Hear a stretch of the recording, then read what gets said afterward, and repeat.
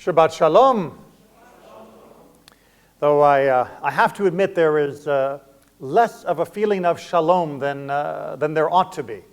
I don't just mean, of course, the tragedies unfolding in Israel as she continues to pursue her defense, but I mean even within our own country. There is a rising appetite for anti-Semitism. And we should be happy that this is something that has unified so many different segments of our population. The rich are getting into it, as we saw from Elon Musk's retweeting of the idea that we are trying to exterminate the white race, something that even Disney couldn't stomach, which you know you've crossed the line, when they won't advertise with you anymore, and have pulled out of X, formerly known as Twitter, and all the way down, of course, to the bottom rungs of the economic ladder, which accuse us of being the capitalist pigs that are trying to squeeze them during this period of continued economic strife. And of course, people on the right side of the political spectrum and people on the left side of the political spectrum, they have found all sorts of reasons to lambast and attack us, us in particular, not just our brothers and sisters in the land of Israel. So what can our responses be? We talked about this a little bit last Friday night, but I want to just, cut it to the chase. What can our responses be to anti-Semitism? Well, one, we can stand up. We can stand up and we can decry every act of anti-Semitism, grab the microphones from the reporters and explain how horribly wicked it is when someone like Musk or someone else on the other side say these terrible things about us, to point out each and every infraction. But there is a sick paradox, because every time we do that, we are accused of being, promoting the idea that anti-Semitism is the constant problem. We're crying wolf, and that we are abusing our power to do so. You see, there's this very perverse idea that you can't actually be racist against someone with power. I don't know if you're familiar with this particular equation that was trotted out a number of decades ago and has been very fashionable in certain circles, but racism equals prejudice plus power. So if you don't have power, you're not being racist when you're being prejudiced. It's a great get-out-of-jail-free card. So because they claim the Jews have so much power, anti-Semitism can't really be a problem against them, because we are powerful enough to take it. Now, the very fact that they imagine that we have this great amassed power is, of course, an anti-Semitic trope built upon the centuries of ideas that the Jews are part of a secret cabal that are actually in charge of the world. But, unfortunately, irony is not the strong suit of many of the people engaged in anti-Semitism, because irony requires a certain level of intelligence. And so as we stand up, we are only attacked more. So, maybe we should only stand up for the very, very important things. Let's only stand up when it is a matter of self-defense. When there is actual violence being done, then we can stand up and defend ourselves. We see how well that's working in Israel, where Israel stands up to defend herself and is called Nazis, apartheid, genocidal maniacs, monsters. And we know that within our own country, if Jews were to gather together to arm themselves to protect their institutions, similar terms would be used. Indeed, just at the end of last week, there was a special flyer handed round in New York showing the location of Zionist enclaves that needed to be targeted by violent protest. Needless to say, these were not the Israeli embassy. These were the regular institutions of Jewish life. Okay, so maybe that doesn't work, but then what's the alternative? We just do nothing? We just are a punching bag? Everything they do, we turn the other cheek? That's not in our Bible, remember? We just ignore it? Well, then we become a punching bag, obviously, and that's not exactly a desirable position as well. Well, I'd like you to consider a fourth alternative. Not to stand up against every act of anti-Semitism, not to only stand up against the violent acts of anti-Semitism, and not to simply never stand up to anti-Semitism, but there is a fourth option. Just stop being Jewish. Right? That's a fourth option. Am I talking to the wrong crowd about this? But think for a second. Isn't it an option? Isn't it an option to just not be Jewish? I mean, honestly, do we need this? And honestly, does the world need us? Because it doesn't seem like the world thinks they need us. And if the world doesn't need us, why should we go through all of the trouble and turmoil that is involved in being a Jew in this world if the world doesn't want us? I mean, we can just stop, right? Just lock the doors on our way out and not come back. Take off the talit, take off the kippah, and just stop being a Jew. Millions of people have done it. We wouldn't be the first. Throughout history, there have been a large number of people who have simply washed their hands from being Jewish, also not in our Bible, and walked away from the community. So I'd like to ask you, why not? I will point out that I am not about to do this, but I want us to actually understand the option in order that, in reflecting upon it, we will better understand why we mustn't give up, why we mustn't turn in our talit and walk away from Judaism. Because we don't think about that enough. We take our Judaism for granted. We take our Jewish life as though we're on autopilot, cruise control, and that we just keep doing what we're doing and don't recognize that it is essential, and don't recognize how essential it is for each of us in turn. So let's talk about, why does the world need Jews? Why does the world need Jews? The world of Western civilization is based on ethics that we gave them. World civilization, I would argue, not only Western civilization, is based off ethics that were fundamentally rooted in the Jewish experience through our Tanakh, and which were transmitted through many different prongs of culture, not only into Jewish communities, but throughout the European, the Middle Eastern, even into the African, and now far into the Asian communities, such that most of the world has an ethical structure that is fairly well based upon what we granted to the world. Great, that's why the world needed Jews. But why do they still need us?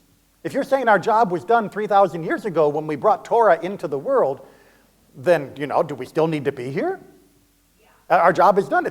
Most Jewish criminal laws are in one way or another enshrined in most state criminal laws. It's not as though I, as the rabbi, am out there adjudicating when someone steals something or when there are two disputants about a property issue. They go to the civil courts. So it's not as though our ethics and our values are actually in the court of law being implemented. And if they are, they're being implemented through the secular version that they have adopted. So why do they need us now? Not why did they need us in history? We're preservers of that tradition and that whole systematic process of living as communities in a particular way. I'm going to just distill what you said into the famous two words, we are Am Kohanim. We are a nation of priests. Now, that has a very strange title in modern English. It makes much more sense in the Hebrew. The idea being that we recognize that there is a need for an entire community of people who are committed, come what may, come the pressures, come where they live, come the difficulties and the changing of culture and all of the other things that can happen in the annals of history, that there needs to be a community of people whose primary allegiance is to this higher ideal, just as the priests represented the higher ideal of an average community. That we needed to have a totality committed to that in order to weather the ups and downs of society, in order to be there as that annoying friend in the group who says, guys, I think this is a bad idea. Guys, I get that the boss is terrible and that you could probably write a script that we could all embezzle a little money out of the company and they probably wouldn't even miss it, but it's still wrong. And the Jews as a nation have acted as the designated driver for humanity. We're the ones not getting drunk on power. We're the ones not getting drunk on consumerism. We're the ones not getting drunk on hedonism. We are the ones who say, whoa, hold on a second. Yeah, it may seem like a good idea. That may be attractive. That may make you happy for the moment. But I think long term, this is going to be a problem. And the Jews have played that role again and again and been beaten up for it again and again because, like I said, people don't always appreciate the guy who says in the friend group, maybe this is a bad idea. But nonetheless, we have persisted. When it would have been much smarter to just keep our mouth shut, to just insulate ourselves against the rest of the world, to never complain or point out any of the problems of society, we keep mouthing off. It's one of the reasons why people don't like us sometimes. But that is an important role. The Jiminy Cricket of the world is actually essential. Without it, you end up getting swallowed by a whale. If you recognize the Pinocchio reference. If not, that's okay. We'll talk about what Jimmy Cricket represented some other time. But the Jews have acted as this moral conscience for every society that they have been in. We have been the canary in the coal mine, the first to feel the sting of persecution, and we have been the first on the street corner to say, it's wrong. And the world needs that. Because without that, you are relying upon the vagaries of individual emotion and feeling and power at any given moment, where people might feel that they ought to speak up, but they don't know to whom they can gravitate towards and move as a group, but they are left as individuals, silent voices in the wilderness. And they may not even recognize that though you are powerless, you are never too powerless to speak, as we have learned that we always have a voice. It's not always heeded, unfortunately, but the voice is always there, and it has again and again called humanity back from its worst disasters towards living a better life. Okay, so you know what? That's actually, I find, a very convincing, a compelling argument that the Jews are needed by the world. We need to have this nation that has 3,000 years of wisdom, unlike any other culture on earth that has less continuity than we do, less understanding of being both in positions of power as well as being helpless. We have a unique perspective and a unique role to the world to speak out. Okay, great. Even if they don't like us, we can do that. Or rather, you can do that. I mean, come on. Do we need all of us to do this? The world needs Jews. But why do you need Judaism? Can't someone else do that job? I mean, you know, you look around, there's more than two of us in the room. So if one of you walked out that door and took off the talit and never came back, would the whole world really collapse? Would we have killed Jiminy Cricket if I choose not to continue my affiliation with Judaism? Frankly, what's in it for me? Right? Am I just destined to be the world's whipping boy as I try to call out its crimes? Why? When did I sign up for that job? And what am I getting out of taking on that role? Wouldn't it personally be easier? Even if the world needs us, does the world need me? No. You got to convince me I need Judaism. Why would I need to stay Jewish? I mean, after all, Judaism says that you don't have to be Jewish to reach the afterlife. You don't have to be Jewish to be a moral person. We recognize that there are good people of all faiths and even of no faiths out there in the world. So why can't I just go join them? Make my life easier, even as other Jews continue to shoulder the burden. And yes, that may sound unfair, but I am talking from a position of selfishness. Right? Yes, it's unfair to ask others to shoulder a burden you wouldn't shoulder yourself, but guess what? I'm human and I'm innately selfish. So I'm going to play devil's advocate here. What's in it for me? Anyone got an answer? The pillar of strength that God provides. So you're saying that other people out there have no strength? But we know how to lean on it. That we have that access to a sense of strength. But surely that can be duplicated elsewhere. I mean, by sort of observation, I look around, there are 8 billion people that don't get their strength from Judaism directly. Why can't I be one of them?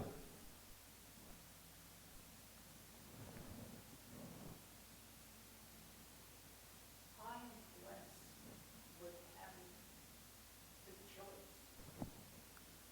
And I chose Judaism because it makes my life worthwhile.